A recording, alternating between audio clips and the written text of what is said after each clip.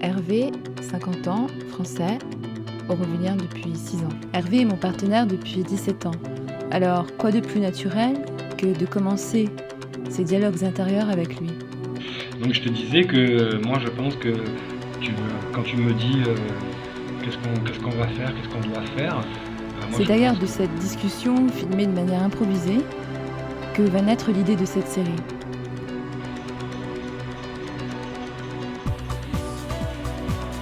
Ouais, maintenant que t'as arrêté, tu te sens comment?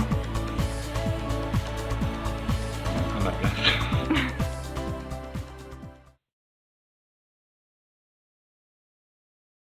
Depuis qu'on est arrivé ici, il y a 6 ans, on a enchaîné, parfois plusieurs jobs en même temps. Et là, c'est la première fois qu'on s'arrête tous les deux. Ben, je sais pas trop, d'un côté j'ai l'impression d'être en vacances, mais d'un autre côté j'ai cette sensation de faire quelque chose. Ah. C'est une sensation qui est au fond de moi-même, parce que en fait de toute manière je pense pas que on ne doit pas être attaché à un travail comme on l'entend dans la vie normale en fait. C'est pas, tu es pas défini par un travail. Le problème c'est comment définir sa place. Moi, ce que je me rends compte, c'est que quand on est venu ici, on savait que bah, on mettait à la poubelle justement toutes ces notions de travail qu'il peut y avoir ailleurs. Que c'était, on travaillait pour quelque chose qui est plus grand que nous et on se laissait faire et on était au service de quelque chose. Mais j'ai la sensation que aujourd'hui on le vit vraiment, c'est-à-dire que jusqu'à maintenant on le savait, on essayait de le faire, on le mentalisait, mais que là aujourd'hui c'est peut-être la première fois qu'on le fait vraiment. Moi j'ai pas cette sensation parce que la liberté je l'ai trouvée dans certains travaux qu'on a fait ici aussi. Je me rappelle quand par exemple on était au disque du Matrimondir, j'étais libre. Et quand tu dis liberté de travail, ça veut dire quoi? Ça veut dire créativité, ça veut dire entente, une énergie commune avec les gens avec qui tu travailles, dans lequel en fait il n'y a pas forcément de chef ou de sous-chef ou de tambi ou de tout ce que tu voudras. On est tous là pour faire quelque chose. On ne sait pas déjà à la base ce qu'on va faire, très souvent. Ça nous tombe comme ça en fait. Et oui, puis, si on se laisse faire. Voilà, ben, pour moi il faut se laisser faire en fait. Donc du coup, tu te laisses faire, tu arrives sur le truc, sur le lieu de travail, il y a ça à faire, on est une équipe, on le fait tous ensemble. S'il faut nettoyer, faire ceci, faire des lettres, on s'en fout. On est tous là pour le faire. Après, effectivement, chacun a sa place. Tu fais pas ce que tu veux faire, selon tes désirs ou toutes les choses qui peuvent nous passer par la tête, mais là où tu sens que tu es vraiment à ta place. Et après, j'ai la sensation que dans tous les endroits où on est allé ici, il y a certaines personnes qui se disent « c'est ce que je dois faire ». Et finalement, même s'ils souffrent, même si tu sens qu'ils sont pas heureux, eh ben ils sont là. C'est ça après ce qui est dur, c'est-à-dire c'est arriver à dissocier ce que toi tu aimerais faire et ce que tu dois faire en fait. Mais en même temps, au nom de ça, tu vois bien qu'il y en a certains qui se rendent malheureux. Hein. Oui, mais ils sont et donc ça me questionne, ils sont pas à leur place alors. Mais eux, ils ont l'impression qu'ils sont investis d'une mission, hein, tu sais. C'est la sensation que j'ai. Je pense qu'ils ont choisi avec le mental. Je pense que c'est la patience et c'est le temps qui te fait comprendre, qui te fait montrer dans la direction dans laquelle tu dois aller. Donc quand tu arrives à quelque chose, quand il y a un truc une envie, un désir qui soit du mental ou ailleurs, il faut le laisser se décanter en fait. Et quand tu le laisses décanter, et à un moment donné, c'est comme si c'était un couloir qui s'ouvrait à toi et qui te disait ouais, il n'y a plus de problème, c'est là que tu dois aller. C'est dur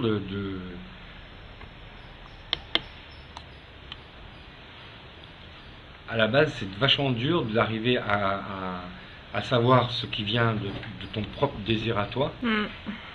C'est très, très dur parce que la frontière, elle est tellement fine que tu n'arrives pas à vraiment à définir au début. La chose qu'on veut, c'est notre petit confort. posséder des choses qui ne sont pas possédables, en plus, posséder de la terre, posséder... Mais ça ne peut pas t'appartenir, ça appartient à un univers qui, en fait, de toute manière, si demain il a décidé que c'était terminé, c'est terminé, c'est pas toi qui décides. Les gens, ils ont l'illusion du contrôle. Bien sûr. Donc tu n'as aucun contrôle. Acheter la terre, qu'est-ce que ça veut dire? Parce que je pense que dans la spirale dans laquelle est Auroville actuellement, elle favorise ça. C'est-à-dire que on vit dans un système qui est calqué au système extérieur.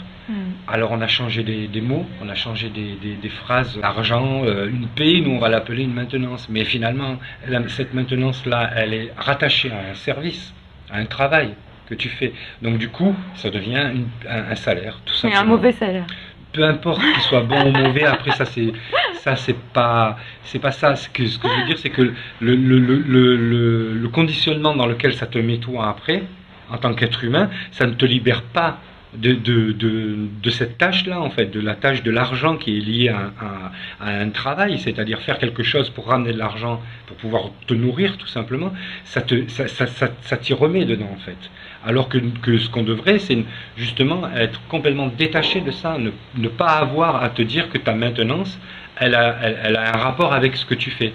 Parce que sinon, quand tu t'arrêtes un travail, automatiquement, qu'est-ce que tu vas rechercher une maintenance, puisque tu as besoin de te maintenir. C'est pour ça que beaucoup de gens font des choses qui ne sont pas ce qu'ils devraient faire, en fait, tout simplement, qui ne sont pas vraiment à leur place. Il y en a qui sont à leur place, il y en a qui sont à moitié à leur place. Il y en a que tu sais que, oui, ils pourraient continuer à faire ça s'ils n'avaient pas cette charge de la maintenance qui est liée à une activité, en gros, en fait. Mais peut-être qu'ils feraient la même chose, mais ils le feraient complètement libéré. Certainement pas avec, tu vois, des contraintes ou se dire, ah ben non, moi je veux pas que ça bouge parce que je suis très bien dans ce petit confort, en fait. Tu vois ? Tu vas te dédier qu'à ça. Et donc du coup, si tu n'es pas sur ce que tu dois faire, sur ton chemin à toi, je ne parle pas de ce que tu as envie, mais ce que toi tu dois faire, sur le chemin sur lequel, pourquoi on est ici, en fait. Et donc du coup, si tu es pas là-dedans, tu avanceras pas, en fait. Tu resteras à stagner. C'est pas drôle aujourd'hui. Bah non. Mais bon, le sujet n'est pas drôle, hein, sur lequel on est parti. Enfin, moi, je sais pas toi, mais moi, j'ai la sensation d'avoir fait un progrès, là.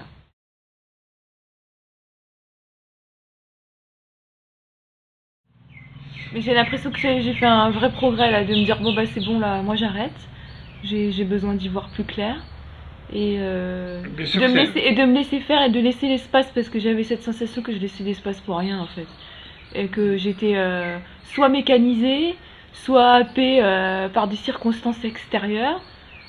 Pour moi, tout ce qui s'est passé, toutes les histoires individuelles, collectives, etc., c'était ça, non? C'était comme si tu étais happé dans un grand cirque, avec toutes les histoires de tout le monde, toutes les petites misères, tous les petits désirs. Oui, il y a une notion de... fallait que je travaille sur certaines choses, ça m'a permis de travailler sur certaines choses, mais en même temps, c'est aussi, si j'en ai souffert, c'est parce que j'étais happée dans le grand cirque. Tu as deux solutions. Ou tu perds pédale et tu penses qu'effectivement ton mental c'est lui qui a raison et donc du coup tu fais tout et tu fais le forcing pour aller là-dedans, ou alors tu écoutes ces signes-là et tu te dis bon c'est pas ça, donc en tout cas pas pour l'instant. Non, on doit changer, on n'a pas le choix, c'est pas une proposition, on n'a pas le choix. Ah oui. Il faut qu'on change. Moi, je sens pas en moi une alternative possible. Il n'y a pas d'alternative possible. Je dois changer. Il n'y a pas d'autre issue, sinon il n'y a pas d'issue. Il faut être prêt pour ça. Il faut avoir envie d'évoluer en permanence. Ça te bouge à l'intérieur. C'est inconfortable. Regarde la majorité des gens. Tu as des acquis. Et puis tu t'assois sur tes acquis en te disant de toute manière ça, je sais que je le fais bien, je sais que je suis finalement pas si mal que ça avec cette personne-là, je sais que et puis donc du coup tu restes là et tu stagnes et tu ne cherches pas l'évolution, tu ne peux pas évoluer en fait, tu ne vas pas évoluer.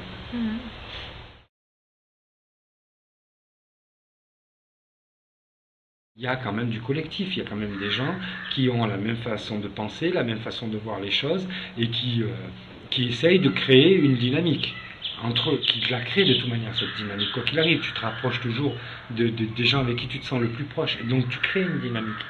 Mais la dynamique globale, elle n'est pas dans cette directive-là. Alors, bien sûr qu'il y a des initiatives dans le monde entier, il y en a même de plus en plus qui se créent, parce que plus tu auras de souffrance, plus automatiquement tu auras de gens qui voudront... Quand tu n'as plus rien, quand tu es au bout du rouleau, tu n'as pas le choix, tu es obligé de changer. Pour continuer à aller beaucoup plus loin que cette évolution personnelle, il faut qu'il y ait une évolution collective. Donc ça veut dire qu'il faut attendre que tout le collectif soit à peu près sur la même... Enfin, qu'il y en ait suffisamment en tout cas.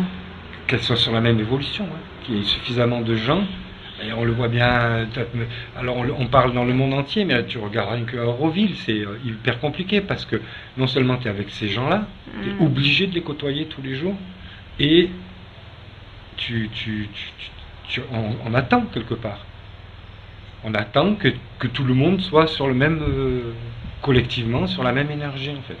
Mais le problème, c'est qu'on ne peut pas faire uniquement à titre individuel. Ouais, mais ça, je crois que c'est pas notre travail. Il faut qu'on laisse Mère s'en occuper. Oui, bien sûr. Si déjà tu fais ce que toi tu as à faire, le reste, il va arriver. Hein. Oui, mais c'est ce que se disent quasi tous les Aurovilliens, qui pensent faire le travail, ou qui le font, ou qui le font pas. C'est pour ça que beaucoup de gens restent à leur place. Ouais, mais en même temps, tu vois bien que le collectif il marche pas pour l'instant. Alors à quoi ça sert d'aller ajouter de la misère à de la misère, non? Enfin, je sais pas, moi je me dis, jusqu'à il y a quelques temps, je me disais oui, quand même, c'est important de s'investir dans le collectif, mais en même temps, tu le vois bien que ça marche pas pour l'instant. Alors à quoi ça sert? Parce que, à quoi ça sert? De toute manière, c'est sûr que dans dans la forme de ce collectif-là, ça ne peut pas avancer. Donc du coup, tu as des gens qui veulent diriger. Alors, je te dis, on ne met pas les mêmes mots, parce que nous, on est censé faire un travail, en fait, tu vois. Mais du coup, dans le collectif, on refait exactement les mêmes choses. On n'avance pas. Alors effectivement, individuellement, chacun fait son travail. C'est là cette sensation qui est bizarre quand tu arrives ici à Auroville, c'est que tu sais que tu es connecté avec des gens que quand tu regardes, tu te dis putain, mais je comprends pas pourquoi je suis connecté avec lui. Puis un jour, comme ça, cette personne, elle va te dire un truc qui va te prendre comme ça dans ton cœur, tu vois, et qui va te dire waouh, tu vois. Et là, tu dis ok, je sais pourquoi je suis connecté avec lui.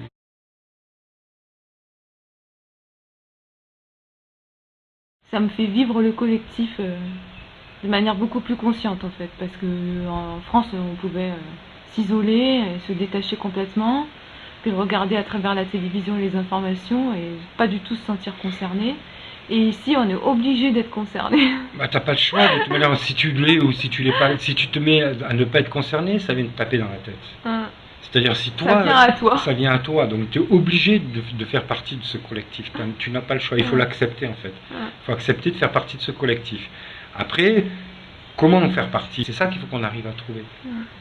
Et là, le problème il est là, c'est qu'après, quand tu arrives ici, il faut virer tes valises. Il ne faut pas venir avec tes valises. Et tu as des gens qui arrivent avec leurs valises, tu vois. Alors déjà, tu vas devoir enlever tous des conditionnements que tu t'es mis, des pensées en te disant ben moi c'est ça qui m'a construit et ainsi de suite. Tu vas devoir te les enlever parce que de toute manière on va te montrer que c'est pas vrai, c'est pas comme ça. Quand tu n'as pas lâché tout ça, tu vois pas comme un exercice, Claire. Les gens ils se raccrochent à ça comme ils se raccrochent à un dieu d'une religion telle qu'elles sont. C'est comme ça en fait. Tu peux rien, c'est dur. Et donc du coup après dans le collectif c'est ce qu'on ressent. C'est-à-dire tu as la vague de gens qui est bien pensante, tu as les élites, tu as les machins, tu as tout qui reproduit exactement pareil.